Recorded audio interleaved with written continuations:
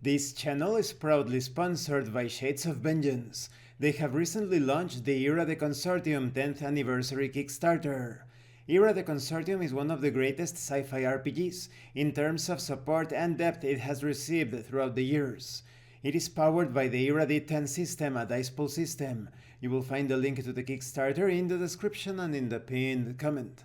This channel is also proudly sponsored by Dead Tree Studios, the publishers and developers of Dames of Asstoria, a tabletop RPG where you play as monster girls, experiencing high adventure in a world that doesn't fully accept them.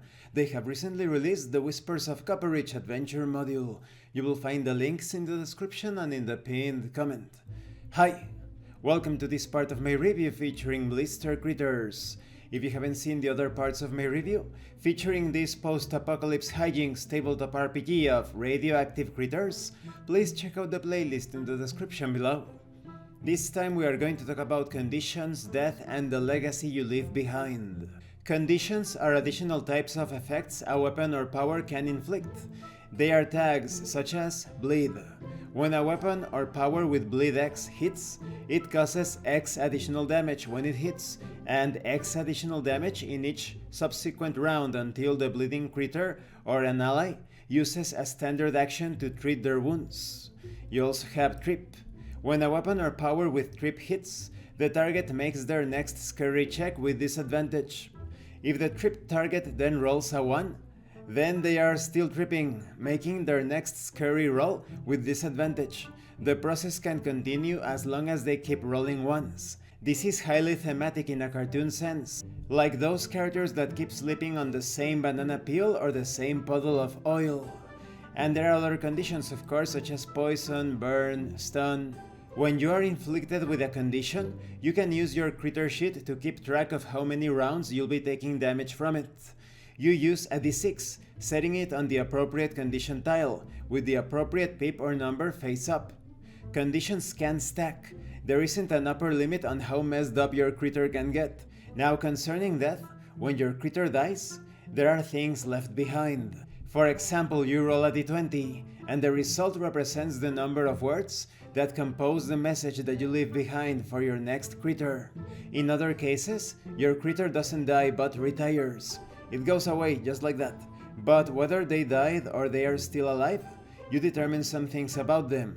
If they survived, what were some of their major accomplishments? What do they wish to accomplish in the future?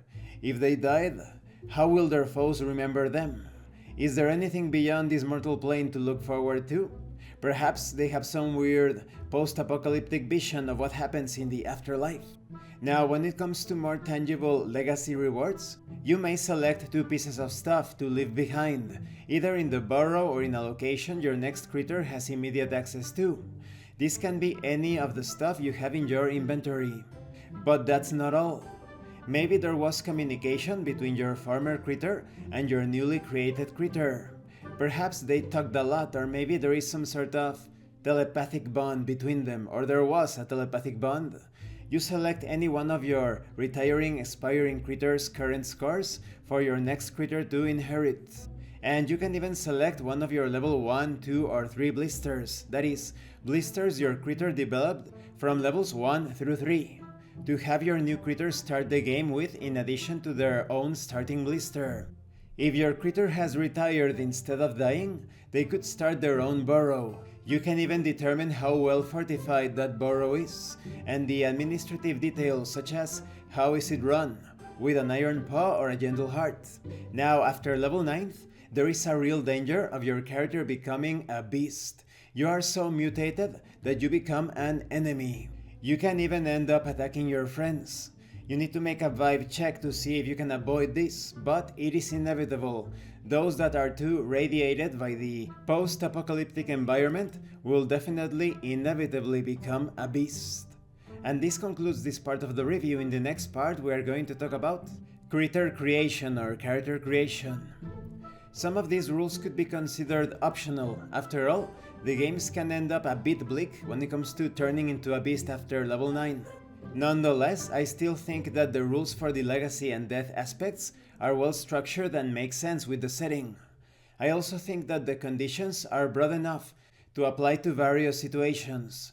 For example, if your character ends up electrocuted, maybe you want to handle this as stunned, because the shock isn't too powerful. But if it's a more lethal shock, maybe you want to handle it as the burn condition. Thank you for watching this part of the review. Don't forget to leave a like, a comment, and subscribe. And thank you so much to those of you that are going the extra mile to support the channel. If anyone else wishes to further support the channel, consider joining as a member and enjoying exclusive tabletop RPG tips. You can also use the super thanks button and check out the pinned comment below. This has been Abraham L. Jaguar, a professional game master.